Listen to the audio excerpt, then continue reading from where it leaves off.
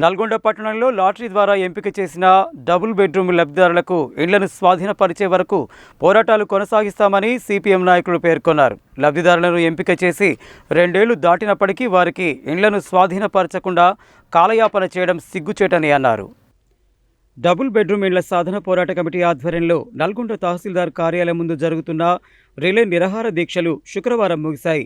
ఈ సందర్భంగా సిపిఎం నాయకులు మాట్లాడుతూ గత బీఆర్ఎస్ ప్రభుత్వం 2017లో నల్గొండ పట్టణంలో 552 డబుల్ బెడ్రూమ్ ఇళ్లను నిర్మించగా 2023లో ఇండ్ల కోసం 9,000 మంది దరఖాస్తు చేసుకోగా విచారణ చేసి 3,000 మందిని అర్హులుగా తేల్చారని, వారిలో నుండి 430 మందిని లాటరీ ద్వారా 122 మందిని జిల్లా కలెక్టర్, ఎమ్మెల్యే, మంత్రి తదితరుల సిఫారసు ద్వారా ఎంపిక చేసి 552 మందితో జాబితాను తయారు చేశారని తెలిపారు.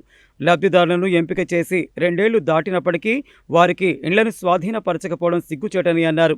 పేదల పట్ల కాంగ్రెస్ ప్రభుత్వం అధికారులు నిర్లక్ష్యంగా వ్యవహరించడం తగదని, వెంటనే వాటిని స్వాధీనపరచాలని డిమాండ్ చేశారు.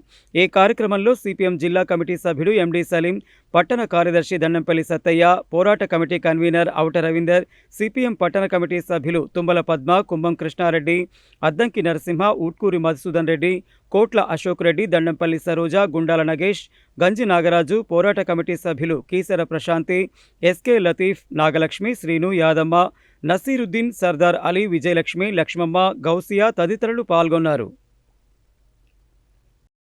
డబుల్ బెడ్రూమ్ లబ్ధిదారుల ఐక్యత జిందాబాద్ జిందాబాద్ జిందాబాద్ జిందాబాద్. పట్టాలు ఇవ్వకపోతే మేము స్వతంత్రంగా లబ్ధిదారులను తీసుకెళ్ళి మేమే ఆక్యుపై కూడా చేస్తాము. ప్రభుత్వము కార్పొరేట్లకైతేనేమో 100% రాయితీలు ఇస్తారు. పేద ప్రజలు ఏమడుగుతున్నారండి? పేద ప్రజలు వాళ్ళే లబ్ధిదారులను ఎలక్షన్ చేశారు. వాళ్ళే మీరు లబ్ధిదారులు అని మీకు ఇచ్చారు, పేపర్లు ఇచ్చారు, రిసిప్ట్లు. వాళ్ళు కూడా వాళ్ళ లబ్ధిదారులు వాళ్ళు గుర్తించిన వాళ్ళకే వాళ్ళు ఏమని అడుగుతున్నాం. కానీ మేము ఏమైనా కొత్త వాళ్ళని తీసుకొచ్చి వాళ్ళ లబ్ధిదారులు వీళ్ళు కొత్త వాళ్ళు మాకు చూపించిన వాళ్ళకి మేము ఇవ్వనట్లేము. ఎందుకు ఇస్తాలేరండి? వాళ్ళే ఇచ్చారు. ఇచ్చి 2.5 సంవత్సరాలు అవుతుంది. 2.5 సంవత్సరాల కాలంలో ఆ ప్రభుత్వం ఉన్నప్పుడు కట్టించిన ఇండ్లు ఈ ప్రభుత్వం వచ్చి కూడా 1.5 సంవత్సరం అయింది.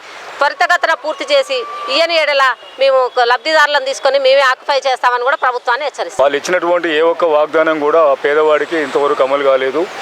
ముఖ్యంగా ఈ 525 డబుల్ బెడ్రూమ్ ఇళ్లకు అంతకుముందు ఏదైతే ఉందో లాటరీ ద్వారా తీసి లబ్ధిదారులను గుర్తించి వాళ్ళు అలౌన్స్ చేయడం జరిగింది. వాళ్ళకి ఇంతవరకు కూడా ప్రొసీడింగ్స్ కూడా ఇవ్వలేదు.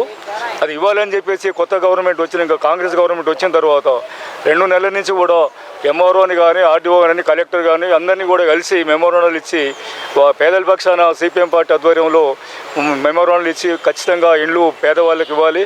వాళ్ళు చాలా ఇబ్బందులు పడుతున్నారు. కిరాయి ఇళ్లలో ఉండి కట్టలేక అక్కడ చనిపోతే వాళ్ళకు ఆ ఇంట్లో కూడా ఉండకుండా వాళ్ళు ఇబ్బంది పెడుతున్నారు. ఇటువంటి పరిస్థితుల్లో పేదలు చాలా ఇబ్బందులు పడుతున్నారు. కాబట్టి మీరు తక్షణమే ఆ ఇళ్ళు ఏవైతే ఉన్నాయో పంపిణీ చేయాలని చెప్పేసి మనం ఒత్తిడి తీసుకురావడం జరిగింది. వివిధ రూపాల్లో 4 నెలలుగా పోరాటం చేస్తున్న అధికారులకు కానీ, స్థానిక ప్రజాప్రతినిధులకు కానీ ఏమాత్రం చిత్తశుద్ధి లేకుండా నిమ్మకు నీరెత్తినట్టు కూర్చుండడం అది కరెక్ట్ అయిన పద్ధతి కాదు.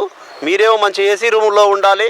పాపం పేద ప్రజలేమో కనీసం గూడు లేకుండా వాళ్ళు బతుంటే కనీసం వాళ్ళ మీద కనీస జాలి కూడా లేకుండా వివిధ రకాలుగా హింసిస్తున్న వ్యత్యాసం ఉన్నది.